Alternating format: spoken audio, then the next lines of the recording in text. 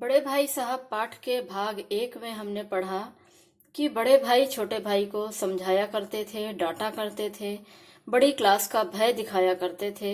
लेकिन छोटे भाई की रुचि खेल कूद में अधिक थी, पढ़ाई में भाई साहब जितनी नहीं थी।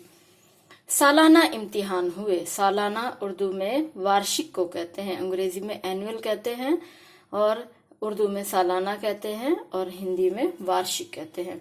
इम्तिहान माने परीक्षा, एग्जाम। अब फाइनल परीक्षा हुई। भाई साहब फेल हो गए और मैं पास हो गया। भाई साहब तो इतना पढ़ते थे और ये खेलते कूदते रहते थे, तो देखिए उल्टा हो गया, ये पास हो गए और भाई साहब फेल हो गए। और मैं दर्जे में प्रथम आया। पूरी कक्षा में ये फर्स्ट आए थे छोटे भाई।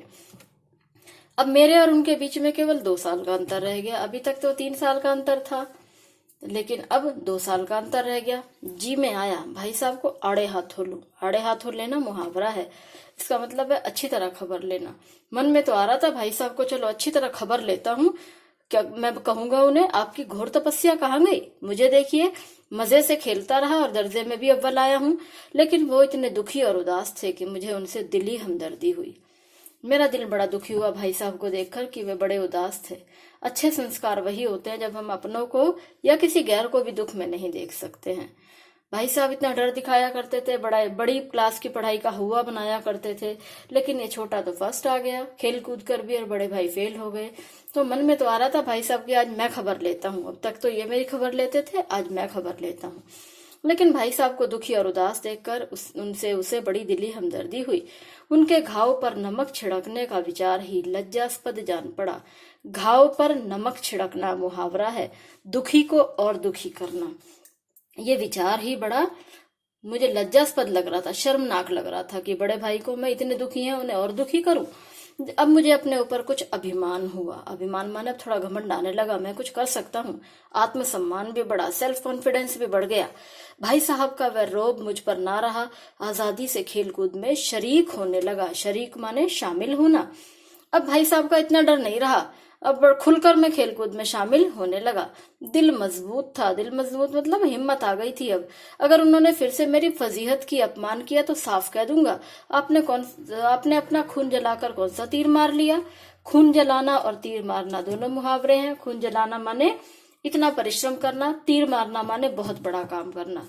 कह रहे हैं कि अब मैं भाई साहब को बोल दूंगा आपने खून जलाकर कौन सा तीर मार लिया है। मैं तो खेलते कूदते दर्जे में अव्वल आ गया। जबान से यह हेकड़ी जताने का साहस ना होने पर भी मेरे रंग ढंग से साफ जाहिर होता था कि भाई साहब का वह आतंक मुझ पर ना रहा। हेकड़ी जताना भी मुहावरा है, अकड़ दिखाना।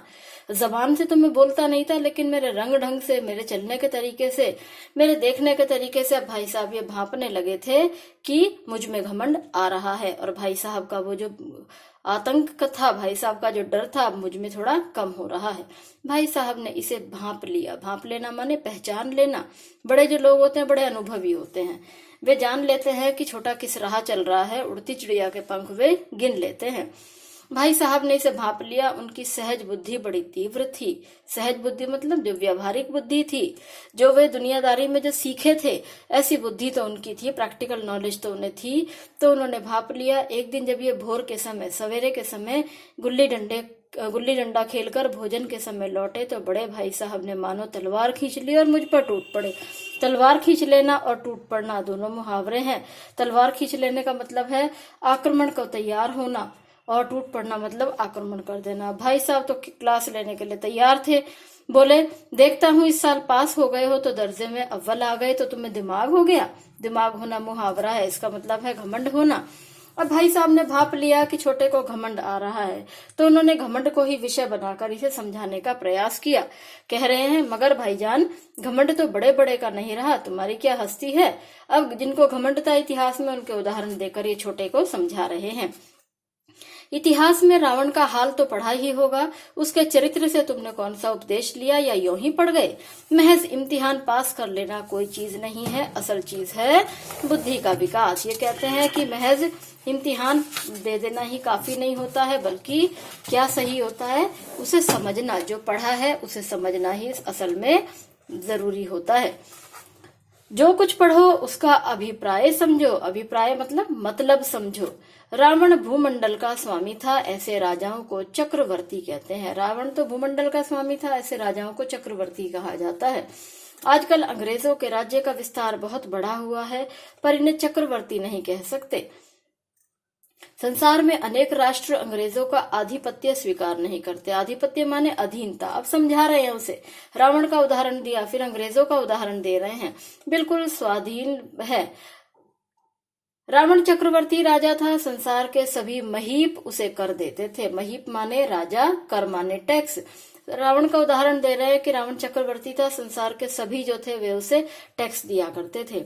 बड़े बड़े देवता उसकी गुलामी करते थे, आग और पानी के देवता भी उसके दास थे। मगर उसका अंत क्या हुआ? घमंड ने उसका नामो निशान तक मिटा दिया। नामो निशान मिटाना भी मुहावरा है, इसका मतलब होता है समाप्त कर देना। कोई उसे एक चुल्लू पानी देने वाला भी ना बचा। चुल्लू भर पानी देने वाला, ये भी मुहावरा है। चुल्लू भर पानी में डूब मरना, चुल्लू भर पानी देने वाला ना मिलना, इसका मतलब है कोई अपना भी आसपास नहीं बचा जब वो मर रहा था। आदमी और जो चाहे कुकर्म करे, पर अभिमान ना करे, इतराए ना। अभिमान किया और दीन दुनिया दोनों से गया। अब देखिए बड़े भाई साहब कितने अच्छे हैं। बड़े भाई साहब ने अपने दुख को तो एक तरफ रख दिया, छोटे भाई के विषय में सोचा कि छोटा भाई अब देखो घमंडी होता जा रहा है, कहीं ऐसा ना हो कि घमंड में आकर ये पढ़ना ही छोड़ दे। इसलिए उन्होंने घमंड को ही विषय बनाकर उसे समझाना शुरू किया। उसके लिए बहुत सारे उदाहरण उन्होंने ढूंढ कर रखे। शैतान का हाल भी पड़ा ही होगा। उसे यह अभिमान हुआ कि ईश्वर का उससे बढ़कर सच्चा भक्त कोई है ही नहीं। अंत में यह हुआ कि स्वर्ग से नरक में ढकेल दिया गया। शाहे रूम ने भी एक बार अहंकार किया। बहुत सारे उदाहरण दे रहे हैं कि देखो किस किस ने अहंकार किया था। भीख मांग मांग कर मर गया। तुमने तो अभी केवल एक दर्जा पास किया है और अभी से तुम्हारा सिर फिर गया। सिर फिरने का मतलब है घमंड आ जाना। तब तो तुम आगे पढ़ चुके। यह समझ लो कि तुम अपनी मेहनत से पास नहीं हुए। अंधे के हाथ बटेर लग गई। लोकोक्ति है, अंधे के हाथ बटेर लग जाना मतलब जैसे आप सामान्य बोलचाल में कहते हैं तुक्का लग जाना, ऐसे ही मौके से कोई काम हो जाना।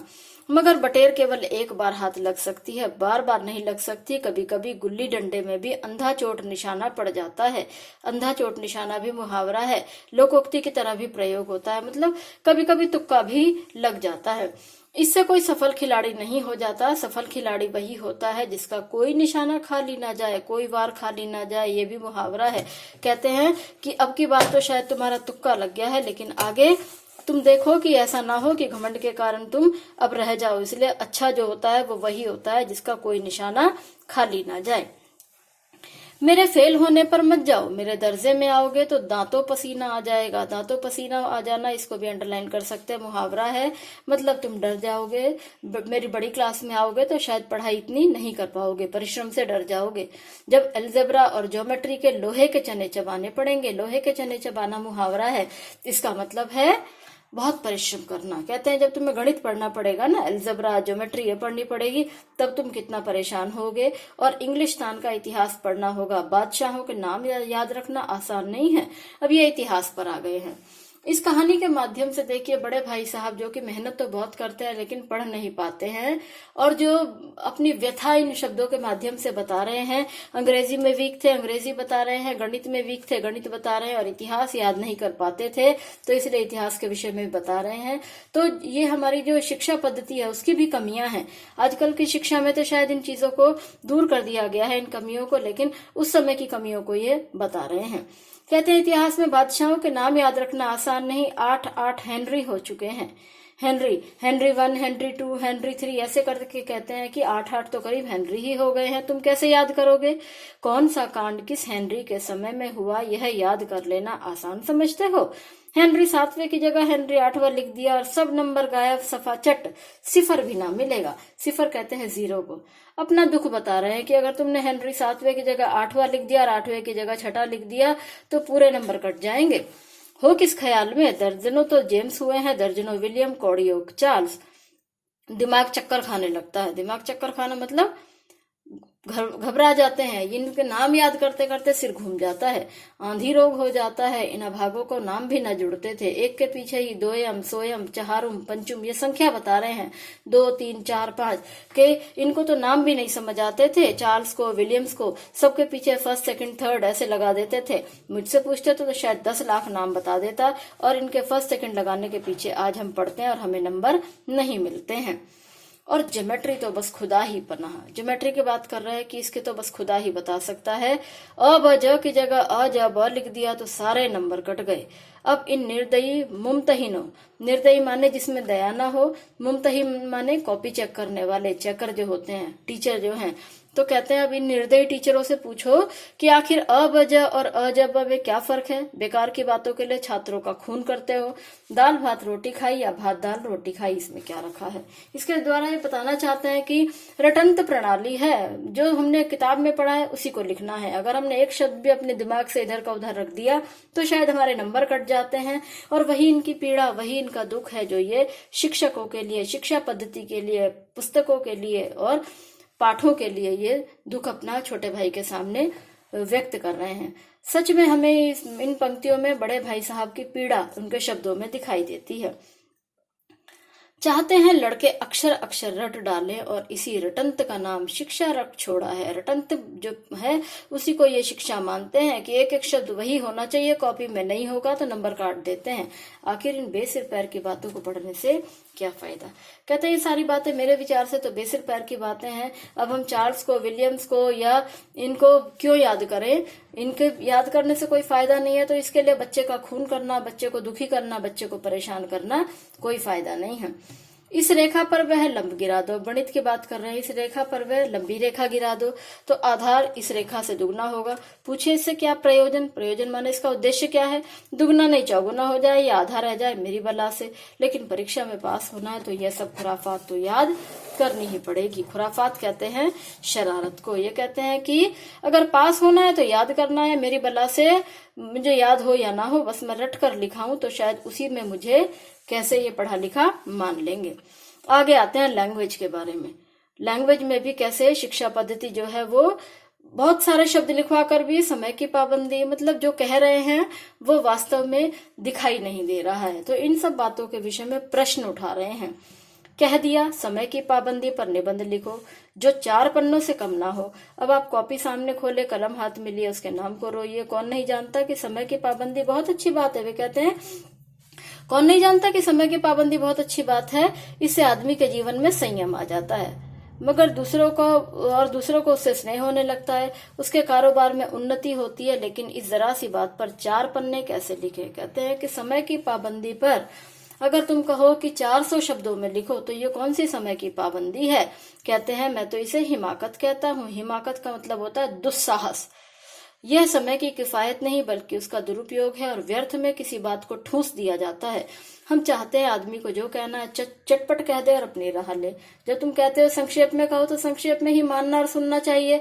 तो अगर तुम ऐसा नहीं मानते हो तो इसका मतलब तुम अपनी बात को सही साबित नहीं कर रहे हो। मगर नहीं, आपको 4 पन्ने रंगने पड़ेंगे, फिर चाहे जैसे लिखिए, और पन्ने भी पूरे फुल स्केप आकार के। यह छात्रों पर अत्याचार नहीं तो और क्या है। अनर्थ तो यह है कि कहा जाता है संक्षेप में लिखो, समय की पाबंदी पर संक्षेप में एक निबंध लिखो। अब भाई साहब जो अपने मन के दुख बता रहे हैं, तकलीफ बता रहे हैं, इन पंक्तियों में उसी को बताते हैं कि भाषा में वे इसलिए फेल हो जाते थे क्योंकि इतना लिख नहीं पाते थे, इतना रट नहीं पाते थे। गणित में भी फेल हो जाते थे, इतिहास में भी फेल हो जाते थे। पढ़ते तो बहुत थे लेकिन वो इतना सब कुछ याद कर नहीं पाते थे, रट नहीं पाते थे। उसके आगे कहते हैं संक्षेप में तो 4 पन्ने हुए, नहीं तो शायद 200 पन्ने लिखवाते। देखिए कैसी उल्टी बात है। तेज दौड़ो और धीरे धीरे, उल्टी बात है कि नहीं। ये इतनी सी बात भी नहीं समझ सकते, लेकिन इन अध्यापकों को इतनी तमीज नहीं है, उस पर दावा है कि हम अध्यापक हैं। आगे क्या कहते हैं, मेरे दर्जे में आओगे लाला तो ये सारे पापड़ बेलने पड़ेंगे। पापड़ बेलने का मतलब है तकलीफें उठाना। कहते हैं कि अभी तो तुम्हें बहुत आसान लग रहा है, लेकिन जब तुम मेरे दर्जे में आओगे, मेरी क्लास में आओगे छोटे भाई, तो तुम्हें ये सारी चीजें झेलनी पड़ेंगी और तब तुम्हें पता चलेगा। तब आटे दाल का भाव मालूम होगा। आटे दाल का भाव का मतलब होता है वास्तविकता से परिचित होना। मेरी क्लास में आओगे तब तुम्हें आटे दाल का भाव मालूम होगा। इस दर्जे में तो अव्वल आ गए हो तो जमीन पर पांव नहीं रखते। जमीन पर पांव ना रखना मतलब हवा में उड़ना। कहते हैं तुम अभी तो एक ही क्लास में फर्स्ट आए हो तो तुम्हारे पैर जमीन पर नहीं पड़ रहे हैं, मेरी क्लास में आओ, मेरे जितना पढ़ो, तब तुम्हें पता चलेगा। इसलिए मेरा कहना मानो, लाख फेल हो गया हूँ, तुमसे बड़ा हूँ, संसार का मुझे तुमसे कहीं ज्यादा अनुभव है, और जो कुछ मैं कहता हूँ उसे गिरह बांधो। गिरह बांधना मतलब गांठ बांध लेना। बड़े लोग कहते हैं कि बड़ों की बातों को गांठ बांध लेना चाहिए। पुराने लोग जो होते थे, पुरानी महिलाएं कोई भी बात याद करने के लिए अपने पल्लू में गांठ बांध लेती थी, जिससे जब उस गांठ को देखें तब उन्हें याद आ जाता था कि उन्होंने क्या सोचा था। तो ये कहते हैं मेरी बात को गांठ बांध लो। शायद इसी बात से ये मुहावरा शुरू हुआ है, गांठ बांधना, अच्छी तरह याद कर लेना।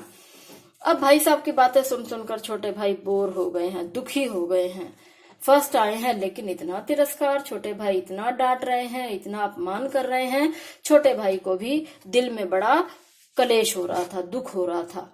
स्कूल का समय निकटता, नहीं ईश्वर जाने यह उपदेश माला कब समाप्त होती। छोटा भाई कह रहा है वो तो शुक्र करो कि स्कूल का समय निकट था, नहीं तो न जाने भाई साहब की उपदेश माला में कब तक सुनता रहता। भोजन आज मुझे निस्वाद, कोई स्वाद नहीं आ रहा था खाने में। पास होने पर यह हाल है तो फेल हो जाने पर तो शायद मेरे प्राण ही ले लिए जाते। भाई साहब ने आगे की दर्जे की पढ़ाई का जो भयंकर चित्र खींचा था, उसने छोटे भाई को भयभीत कर दिया। स्कूल छोड़कर घर नहीं भागे। कभी कभी कोई हमारे सामने इस तरह से बातों को प्रस्तुत करता है कि हमारे मन में एक अनजाना सा भय पैदा हो जाता है। तो ये कहते हैं मैं ये सब कुछ छोड़ के घर वापस नहीं भाग गया, बस यही ताज्जुब है। लेकिन इतने तिरस्कार पर भी पुस्तकों में मेरी अरुचि ज्यों की त्यों बनी रही। पुस्तकों में जो उनकी अरुचि थी, इंटरेस्ट नहीं था बिल्कुल, वो अब भी ज्यों का त्यों था। ज्यों का त्यों होना मतलब वैसे का वैसा ही रहना। खेल कूद का कोई अवसर हाथ से जाने न देता। पढ़ता भी मगर बहुत कम, इतना कि रोज का टास्क ही पूरा हो जाए। छोटे भाई को कभी खेलकूद से अरुचि हुई ही नहीं, और पढ़ाई में जितना भी बड़े भाई कहते थे उतना ही वे पढ़ाई के प्रति भी उनकी अरुचि बढ़ती जा रही थी। लेकिन फिर भी परीक्षा के समय में इतनी अच्छी तरह पढ़ लेते थे कि क्लास में फर्स्ट आ जाते थे। देखें तो हम दोनों भाइयों की मानसिक स्थिति में बड़ा अंतर था। छोटे भाई कुशाग्र बुद्धि थे। कुशाग्र बुद्धि लोग जो होते हैं वो थोड़ा पढ़कर ही बहुत अधिक समझ लेते हैं, बहुत अच्छा प्रस्तुतिकरण करते हैं। लेकिन जिनका जो बुद्धि होती है वो बहुत अधिक नहीं चल पाती, वो कठिन परिश्रम करने पर भी इतनी अच्छी तरह अपने आप को एक्सप्रेस नहीं कर पाते। तो बड़े भाई भी इसी प्रकार के व्यक्ति थे। मेहनत तो बहुत करते थे, और शायद हमेशा किताबें हाथ में लेकर बैठने से भी दिमाग शायद बिल्कुल बंद हो जाता है। यही हाल बड़े भाई का भी था। छोटे भाई के सामने एक आदर्श बनने के चक्कर में वे किताबें हाथ में खोले बैठे रहते थे। चाहे उससे उन्हें कुछ समझ आए या ना आए, उसका कोई लाभ हो रहा हो या ना हो रहा हो, लेकिन बस उनके मन में एक बात रहती थी कि मुझे छोटे भाई के सामने एक आदर्श बनना है, एक एग्जाम्पल बनना है। यदि मैं ही खेलूंगा तो छोटा भाई क्यों नहीं खेलेगा। अब ये इतना ही पढ़ते थे कि बस रोज का काम पूरा हो जाए और दर्जे में जलील ना होना पड़े, कक्षा में अपमानित ना होना पड़े। उसके ऊपर से जो विश्वास पैदा हुआ था वह नित्य लुप्त होता जा रहा था और चोरों का सा जीवन कटने लगा। अब फर्स्ट आने पर मन में एक विश्वास तो आ गया था, हाँ मैं तो पढ़ सकता हूँ, मैं कर सकता हूँ। लेकिन भाई साहब ने इतना डरा दिया कि अब वो जो विश्वास था मन में वो गायब होने लगा और अब फिर से चोरों का सा जीवन कटने लगा। चोरों का सा जीवन कटने लगा मतलब हालातों को समझते नहीं थे, हालातों को फेस करने की जो एक काबिलियत होती है वो कम होने लगी थी, क्योंकि अब उन्हें लगने लगा था कि शायद वे इस योग्य नहीं है कि वे इस कक्षा में पढ़ सकें। तो यही इनके मन में जो कुंठा थी, जो एक कॉम्प्लेक्स आता जा रहा था। लेकिन फिर भी पढ़ाई में जो इनकी बुद्धि तेज थी, थोड़ा सा पढ़ते थे लेकिन बहुत अच्छा कर जाते थे। भाई साहब की कोशिश होती थी न वास्तविक स्थितियों का परिचय देते रहे, और इस कोशिश में जो छोटा भाई था उसका जो कॉन्फिडेंस था वो उस समय के लिए थोड़ा कमजोर कभी कभी हो जाया करता था।